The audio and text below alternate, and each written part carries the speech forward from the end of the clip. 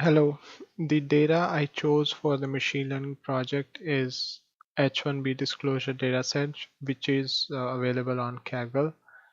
Um, I have downloaded it from the Kaggle website.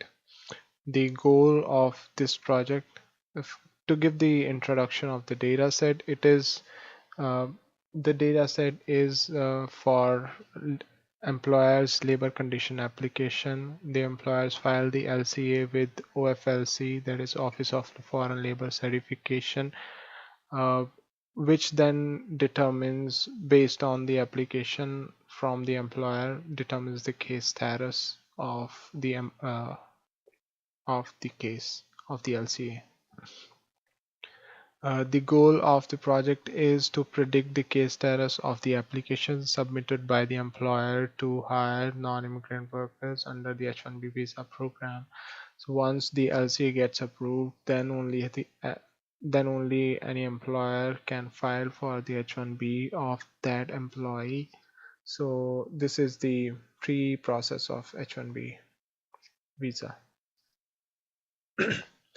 The class attribute or the target attribute for my data set is case status. It has four categories: certified, certified withdrawn, and denied. So this is a multi-class classification problem. I will try to figure out the ways to classify this problem. So my original dataset contains more than 500,000 rows and 27 features, but because of the hardware uh, restrictions, I am forced to filter the data.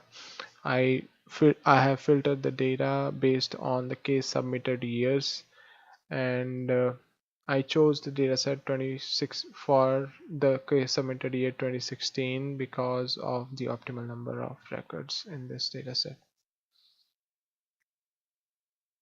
Data cleaning process. I have to clean the data. The data contained null values and zeros, um, the incorrect values. I have tried to impute values wherever it was possible. Um, I did not wanted to delete too many values because my dataset all is already biased dataset based on the case status or the target variable. For two of the classes of case status, that is certified and certified withdrawn, I have more entries or records, but for the other two classes there are very less number of records. So I restrained myself. I wanted to impute as much as I could, but for the cases where I could not impute, I just decided to delete. There was no option for me. Data was skewed, there were outliers in the data set, so I had to remove the outliers as well. I removed few columns um, which contained mostly the incomplete or incorrect or null data.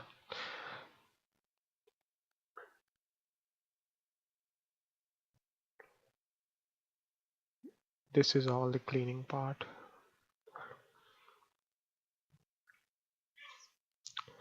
The data exploration part. Uh, these are the top employers applying for LCA. We can see that Infosys, IBM, Capgemini, Tata Consultancy Services are among the top employers applying for the LCA. Which these are the consultancy companies.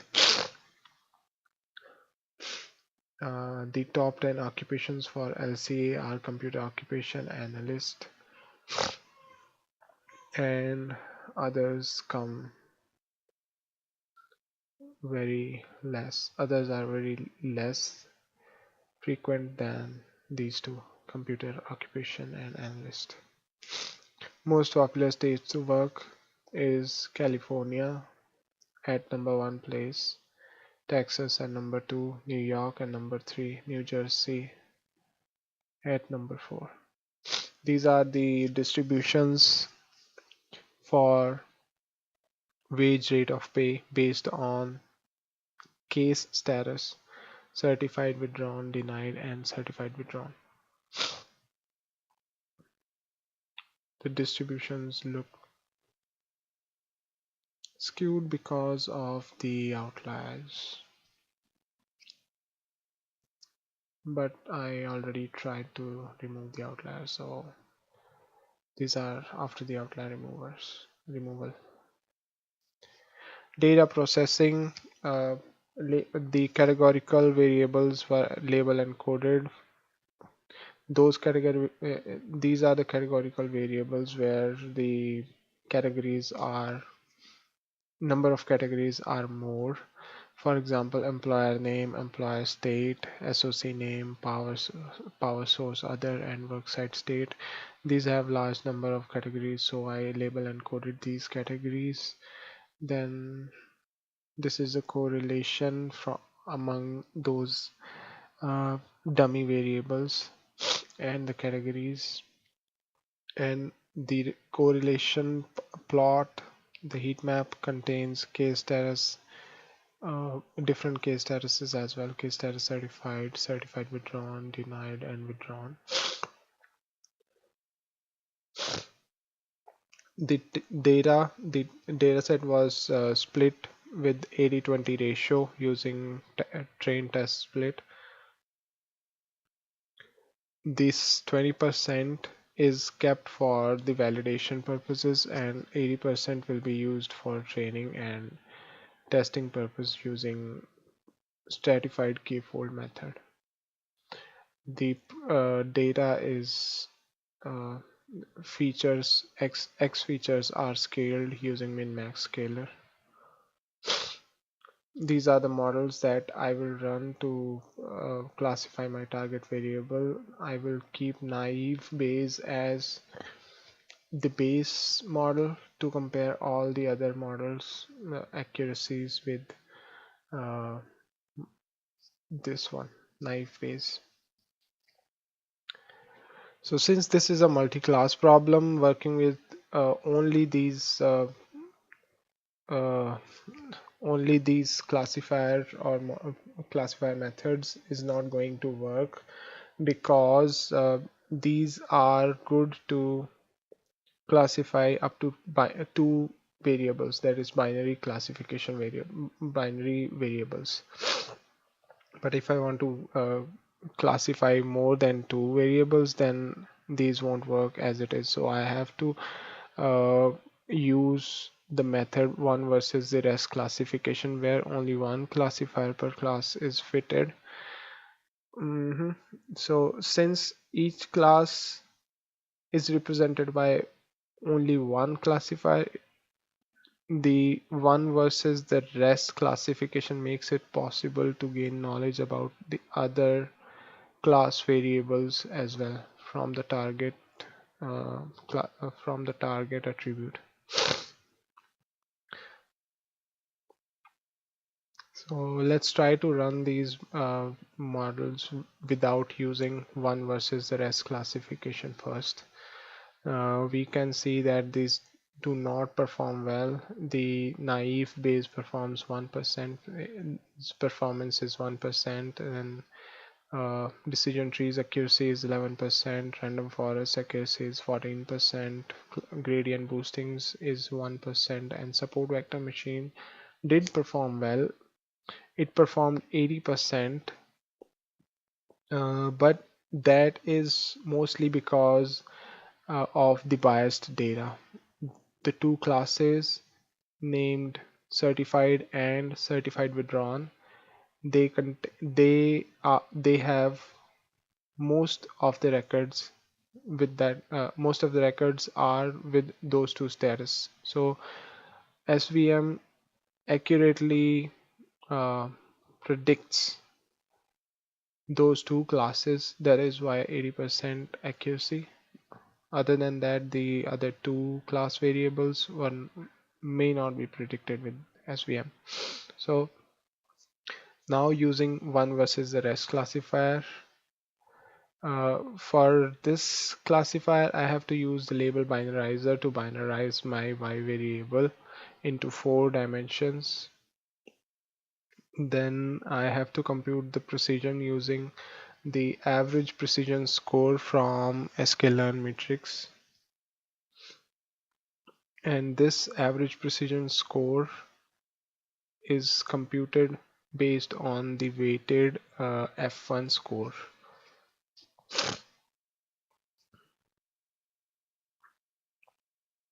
I use stratified k-fold for the training model to divide it into train and test folds, and I used 5 folds. The precision for linear regression for using one versus rest classifier came 85% for test set. Then for naive Bayes came 76%. For decision tree it was 94%, which is good. Then came the random forest classifier, again 94%, then 93% for gradient boosting classifier, linear SVC, or the support vector machine methods. The accuracy, precision, average precision score on test set is 89%. This is the performance comparison of all these models. However, I would say that the precision, only looking at the precision for these models does not uh, quantify our solution. Why? Because it is the multi-class problem and the data is biased data. So I have to check for whether my model is predicting equally well for all other classes, all of the classes. I decided to go with the precision recall curve. Precision recall curve is used mostly for the imbalanced data classification problems. The y-axis is precision and x-axis is recall, and I will show the diagram or plot. So this is the precision axis and this is the recall axis. The area under this curve, the precision recall curve, is called the precision of the model, the accuracy by which the model can predict the true positives of a class. So we can see for the random forest, which was 93% precision, which had 93% precision from the above result, from here,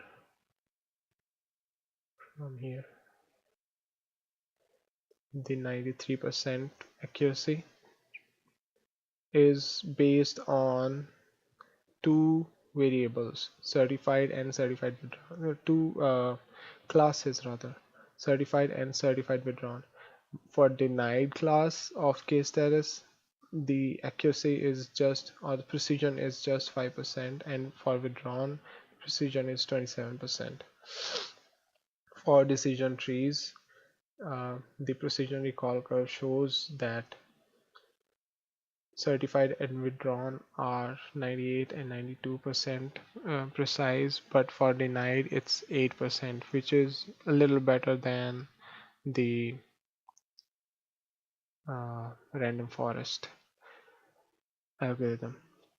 Then for gradient boost classifier, the gradient boost classifier did better than all other classifiers, for which I would say the precision recall curve for denied covered the area of 13%, which is better than all the models. So I can select this gradient boosting algorithm for the hyperparameterization and try to increase my precision on these classes denied and withdrawn for gradient boosting. Feature selection. I perform the feature selection as well, but for this problem, the multi-class classification problem, I was not sure how to select the features, important features, because the important features change by the class itself. For example, here for two classes, these are the important features, and for the other two classes, the important features completely change. So this is an area of improvement in the future. Hy- Hyperparameter tuning for gradient boosting. I used loss, number of estimators, max depth, min sample leaves, min samples split, max features for hyperparameter grid. But unfortunately, because of the hardware restrictions, I could not perform the grid search CV on these parameters. Maybe after the project is over, I will try to run the grid search CV on using less parameters and then see whether it improves my results or not for this particular class. And yes, I did not run it for all the classes. I just ran it for the denied class, which had the minimum precision. I wanted to improve the precision of that class, but the function didn't run because of the hardware issue. Uh, that's it. Uh, I selected the gradient boosting one versus the rest gradient boosting model as my final model. I was not able to compute the precision of the final model or the best model uh, for the time being, but yes, I will compute it in the future. So conclusion is that the 93% accuracy that we achieved is mostly because of the unbiased data and because my classifier model is able to classify those two classes very well, but the less frequent classes were not classified as well, uh, that well.